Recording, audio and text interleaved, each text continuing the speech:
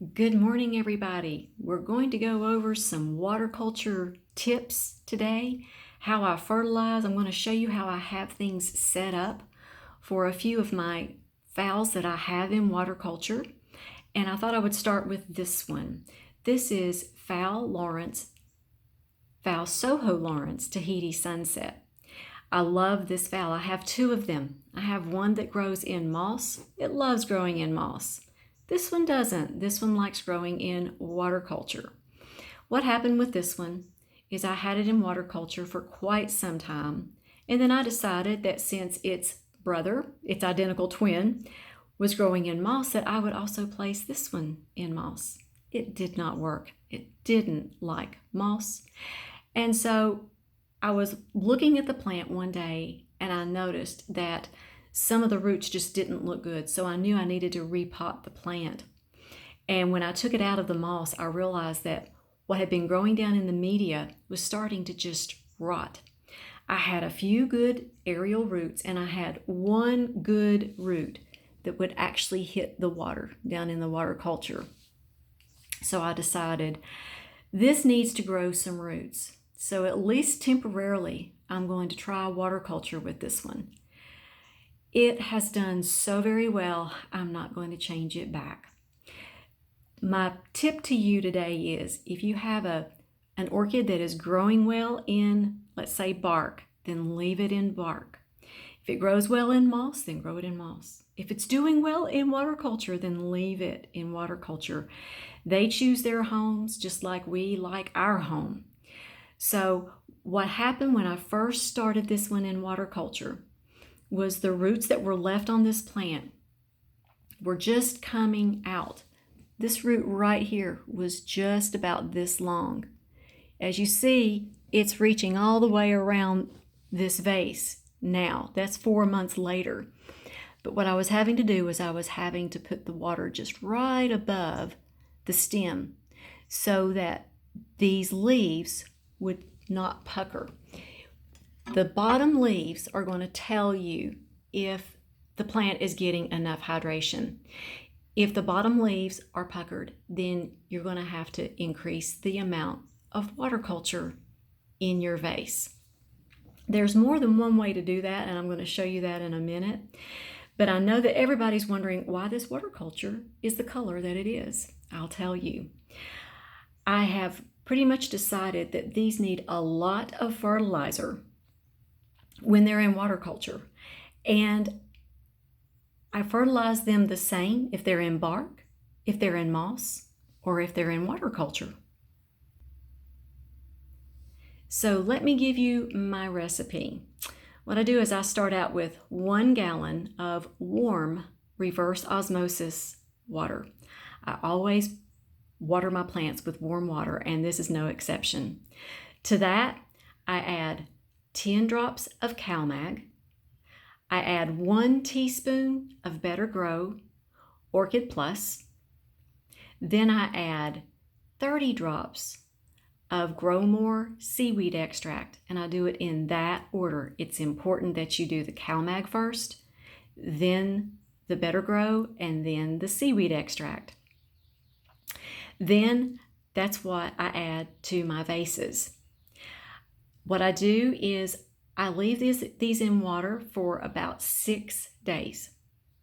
And then I drain it and let it dry for 1 day. Now, if you're in a more humid environment, it's going to be different. My humidity here in Tennessee runs between, let's say, 40 to 60%.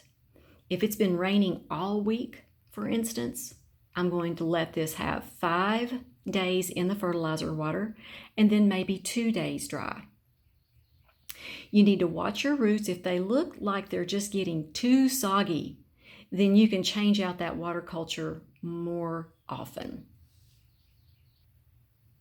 So how often do I fertilize these? Whenever they are in water culture, they are in that fertilizer mixture all the time. The whole time that they're in water culture. When I drain the vases, I will run some warm reverse osmosis water over the roots to just kind of clean them off and kind of clean the vases a little bit. I don't use soap and water anymore to clean the vases, and I don't even take the plants out of the vases anymore. I don't want to disturb the plants. They do better that way. And the reason why this water is a tannish brown color is because that's the color of the seaweed extract. That's what you're seeing. So they stay in the fertilizer water as much as they are in water culture.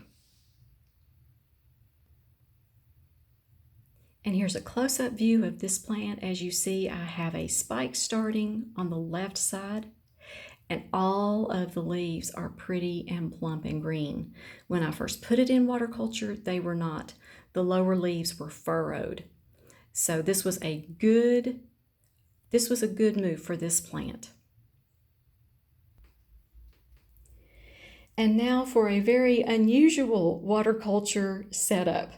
This is probably the most unusual one that I've ever done, but I did this for a reason.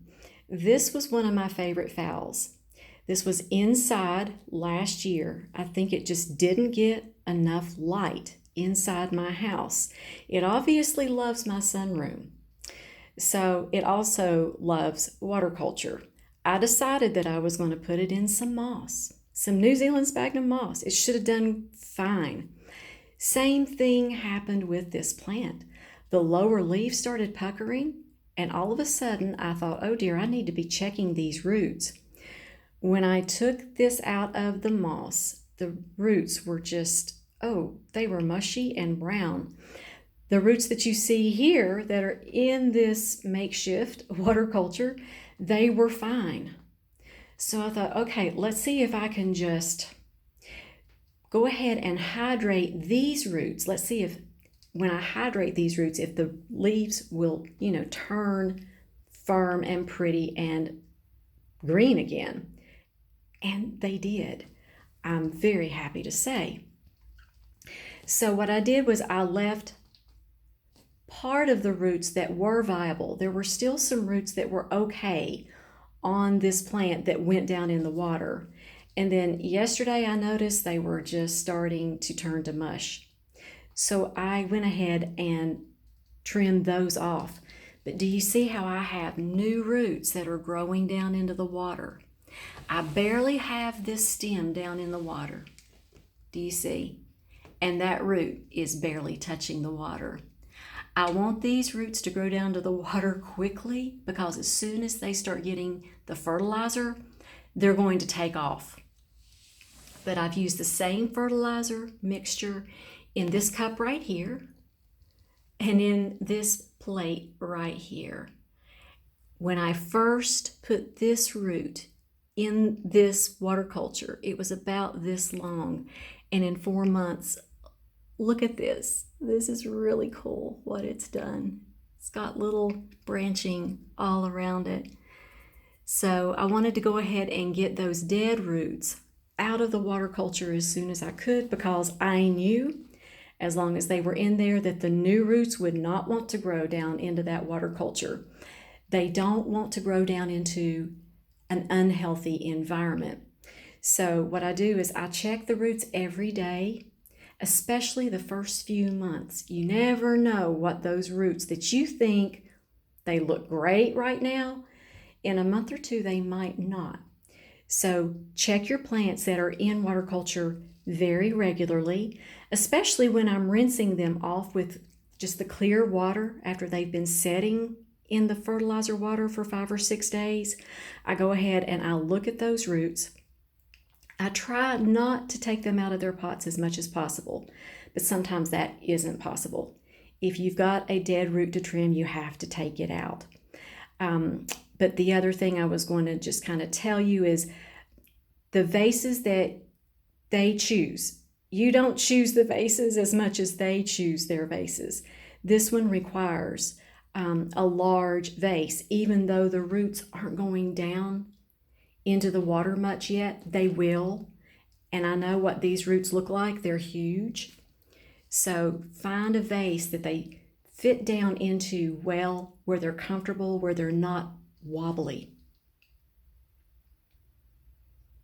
And I know that this one is happy in water culture. It has 2 spikes And the leaves, the bottom leaves that were furrowed, have all smoothed out. They look perfectly fine. Actually, they look beautiful. So I know this one is doing very well. I'm not putting this one back in moss. She's going to stay in water culture. And I'll keep you updated on these plants. If you have any comments, please feel free to leave comments and questions. I love looking through your all's comments. I hope you have just a fabulous day today and be highly favored, deeply loved, and greatly blessed. And we'll talk to you all next time.